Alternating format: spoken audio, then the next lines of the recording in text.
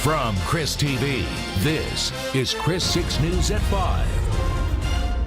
The big day is almost here for little Scarlett and Jimena Torres. They're the conjoined sisters set to undergo a separation surgery tomorrow morning. Good afternoon. Thanks for joining us. It will be a first for Driscoll Children's Hospital. In less than 24 hours, surgeons will try to separate the two sisters. Their names are Scarlett and Jimena Torres. They're conjoined at the waist, and a big team is involved in this surgery. KRIS6 has been following this story very closely since the beginning. So now we're going to send things on over to Jane Caffrey. She's live at Driscoll Children's Hospital. So Jane, how exactly have doctors prepared for this surgery?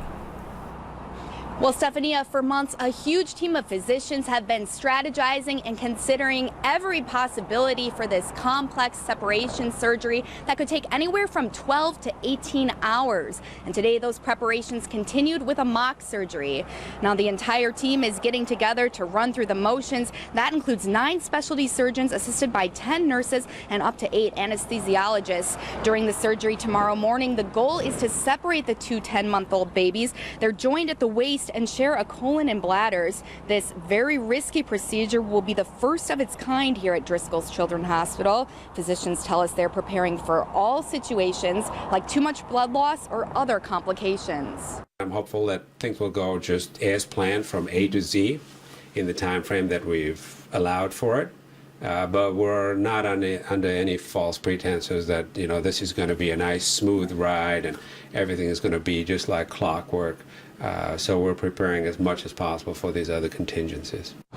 After separation, each baby will need to go through additional reconstructive surgeries, and the long-term goal for the sisters is for each of them to be able to walk and eat normally as they continue to grow. Surgery for Scarlett and Jimena is scheduled to begin between 9 and 10 a.m. tomorrow. Reporting live at Driscoll's Children's Hospital, Jane Caffrey, KRIS6 News. All right, thank you very much, Jane. Well, there will also be plenty of support for the Torres family. The Ronald McDonald House will be on standby all day long. Our team coverage continues with Andrew Ellison. So, Andrew, what will they be doing for the family tomorrow? Good evening, Lee. Really, the house will be here for anything and everything that Torres and her other children might need. They've been living here at the Ronald McDonald House for about a year, and the people they've met, the friends they've made, have really become an extended family for them. And sometimes in situations like this, it's little comforts that make all the difference. That's why other families here at the home will cook breakfast, lunch, and dinner for Torres and her other children tomorrow.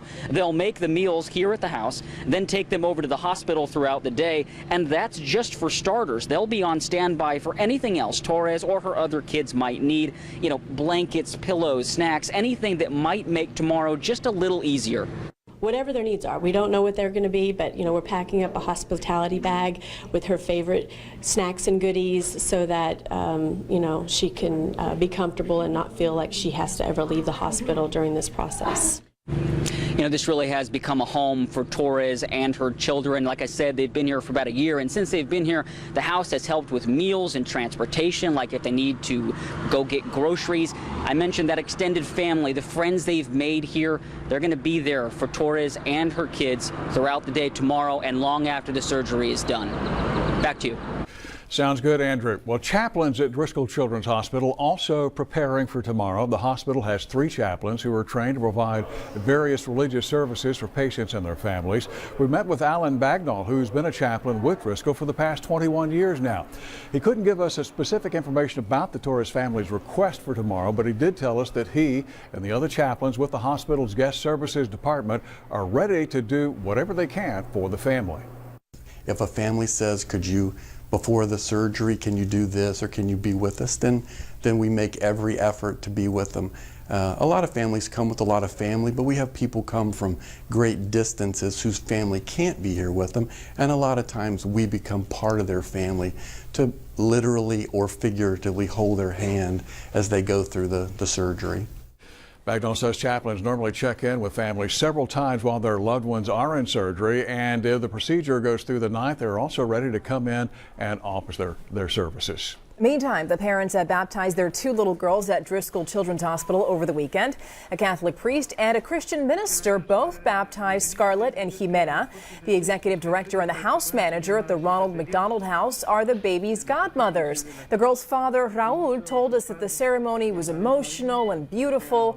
He says that their families are turning to their faith for strength and comfort. I'm nervous. I've been praying a lot every single day, even at work.